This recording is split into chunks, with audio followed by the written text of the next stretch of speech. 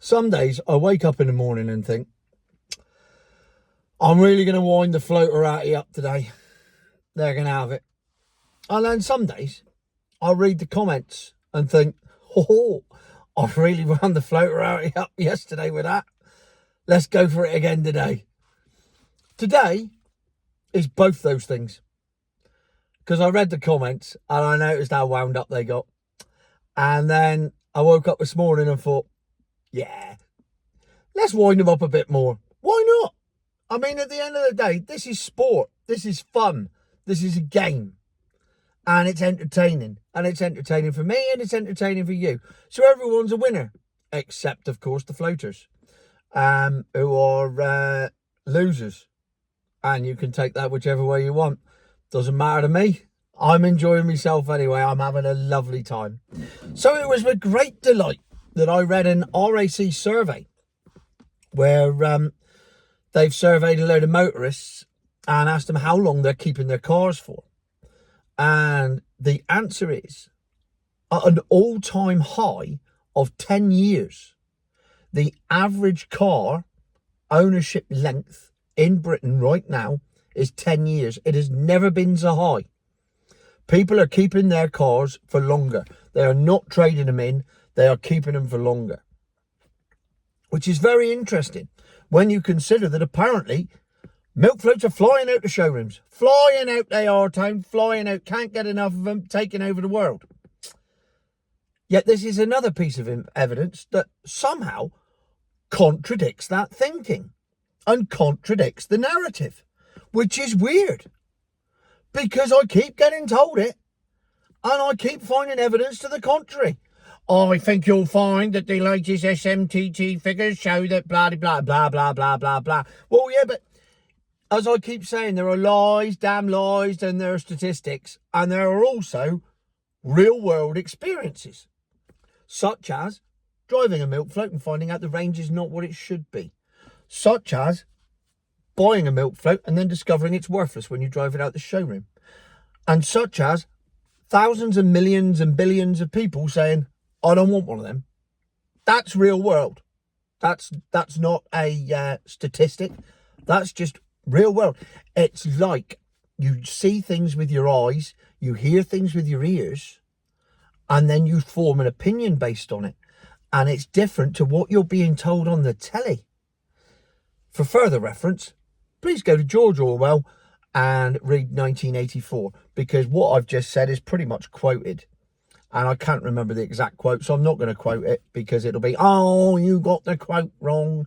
I read that book back in 1984. Well, if you read it, why didn't you fucking listen to it? Because it's happening right in front of your eyes.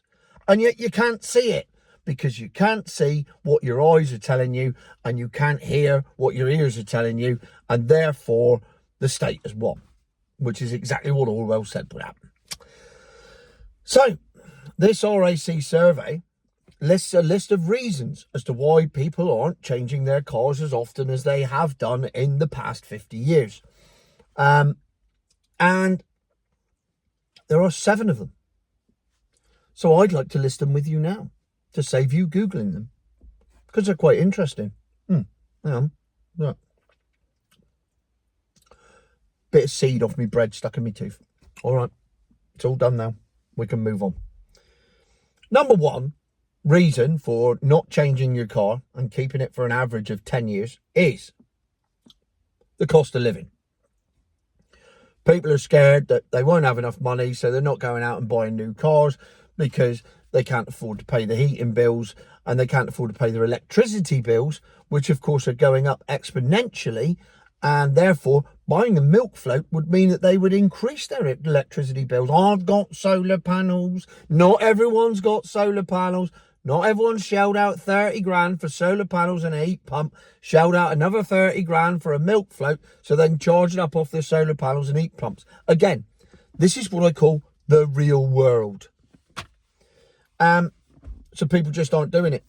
Quite rightly. They're being cautious and they're being careful because we all lived through the boom and bust years of, for example, 2008. That's very prevalent in a lot of people's minds because credit was freely available. And then when it all went tits up, everyone was in the shit. Number 2, the high cost of new cars. As I've covered many times, many times, it's not necessarily the high cost of the new car.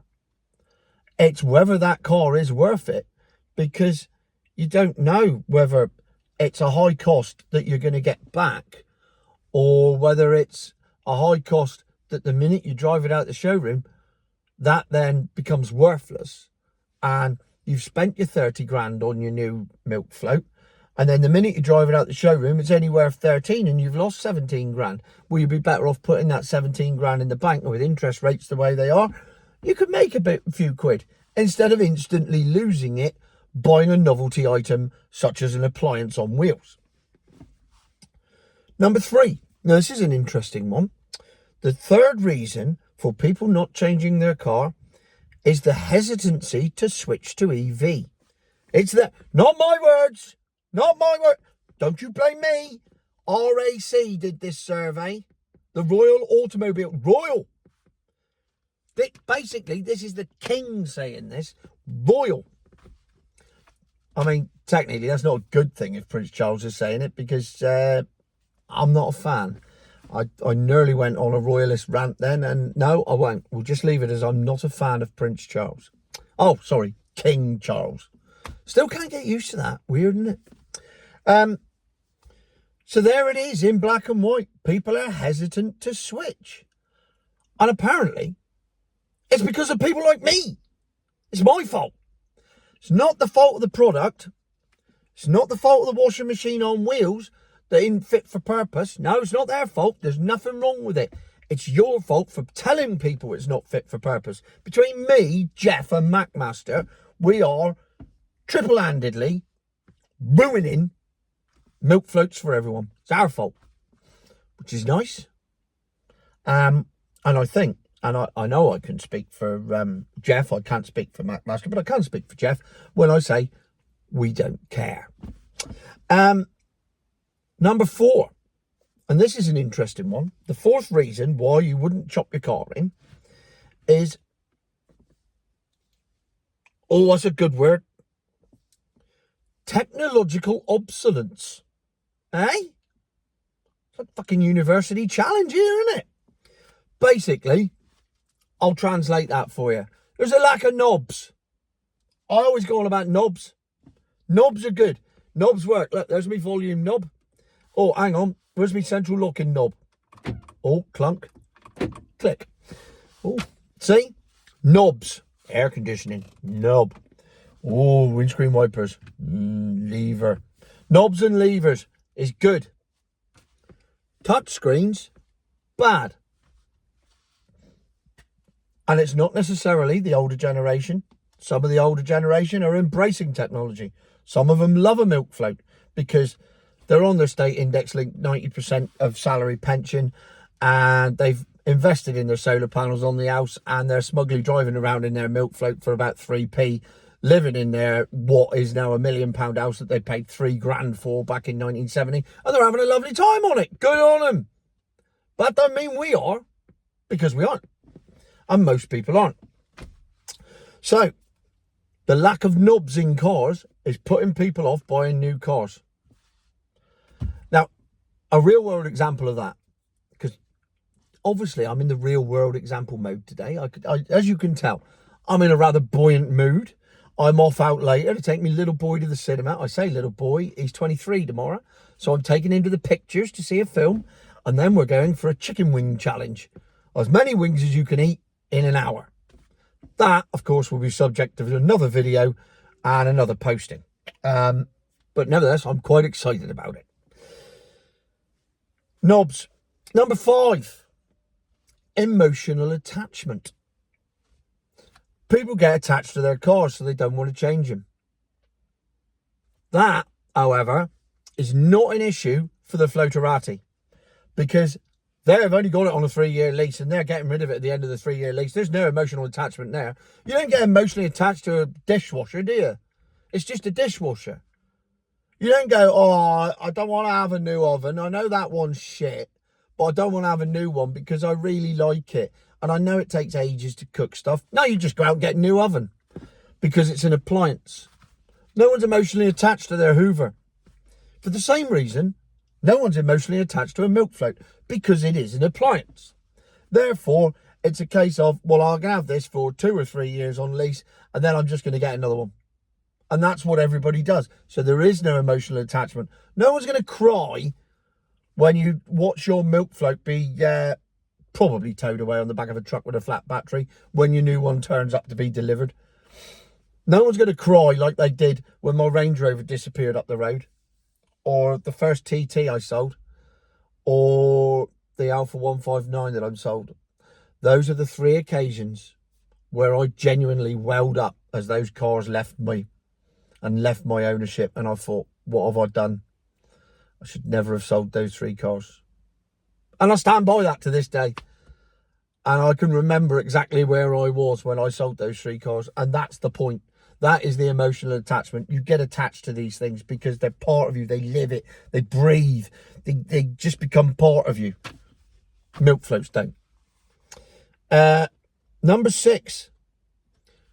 Here's an interesting one for you, because the whole point of the milk float is to save the world. We all need to drive milk floats because of climate crisis and climate change, and we need to do it for emissions, and we need to do it for CO2, and it's a cleaner way of doing things, and blah.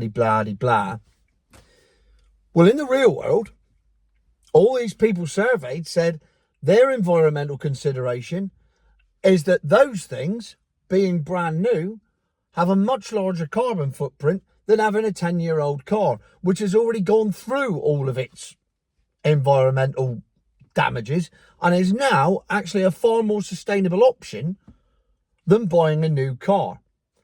As predicted by Mr. Clarkson some many years ago, when he said, rather than buy a new car, and I think this was about the government scrappage scheme, why not just get an old V8 and keep that and drive around in that? Because there's no way that is worse for the environment than a brand new car with all the plastic and all the precious metals and everything else that goes into it. Just common sense, really, isn't it? But common sense has no place when we're trusting the science, because science is different. Science isn't common sense. Science is meant to be black and white. But the whole point of science is other scientists have different opinions. It's just that, much like Animal Farm, another George Orwell reference, oh, he's on fire today, isn't he? Oh, careful, fatty, you might spontaneously combust like a milk float. Some environmental damages are more equal than others. Animal Farm. So therefore, number 6, environmental consideration. And number 7, the final one, is potential for increased repair costs. Because people are worried that if they buy a new car packed full of technology and it goes wrong, it's going to cost them a fortune to repair. Whereas it's the case of the fear of the unknown. Because yes, they've got less moving parts. We all know that. They've got less servicing costs. We all know that. But we all know roughly what it costs to repair stuff on the car. We all know what the tyres cost. We all know what the brakes cost. And we all know that if a clutch goes and it's got a dual mass flywheel, you're going to have your arse handed to you on a plate. But that's the chance you take. But at least you know. Whereas with this, it is the fear of the unknown. So not only might you have bought a milk float, which is instantly depreciated the minute that you've pressed the green button on the card machine and paid your money, it's worth less money instantly. You've already lost that. And then you find that if you've bought a Fisker 12 months down the line, there is no servicing, there is no maintenance, there is no backup, because they've gone tits up. And this could happen to any of the new boys on the block, or indeed some of the old boys on the block who are struggling because of the new boys on the block. So are you better sticking with what you know? And this is the point. This is what people are doing. It's better the devil you know than the devil you don't, especially when the devil is a chest freezer on wheels full of frozen turkeys, which makes it really heavy. It's as unattractive as a chest freezer on wheels with turkeys in it, making it really heavy. And it has a very short extension lead on it. So you've got to keep it plugged in. And it can only be like 6 foot from the plug, because you can't go very much further than that, because then you'll have to unplug it and then it'll defrost. And then all your turkeys won't be worth anything either. I mean, if that's not the greatest 15-minute explanation of why people don't buy milk floats, I don't know what is. I've nailed that. Oh, I tell you what, I'm putting myself in smug corner for that. That's one of the greatest ones I've ever done. Oh, I mean, this video could go on for another 10 minutes of just me sat in smug corner. I mean, feel free to tell me if you think it's not one of my best. You're wrong. I mean, but you're entitled to your opinion. That's the point. Everyone's entitled to an opinion. Milk floaters are entitled to their opinion. They're wrong, but they're entitled to their opinion. And that's the beauty of free speech, isn't it? Which is why we have free speech. This is why we had free speech. Until two-tier came along and started ruining it for everybody. Actually, to be fair, Boris started it. Or actually, Blair. No. Oh, God, it's been going on for years, isn't it? The erosion of it. But nevertheless, here we are. I am nevertheless sat here in smug corner, knowing that the 7 reasons for people not to change their car for a milk float are 7 reasons that I have previously highlighted, and therefore I'm sat very smugly in smug corner. Call me smug face. If I could say it, that'd be better, wouldn't it? And there you have it. And we come to the horrifying conclusion once again of hashtag it's just bollocks.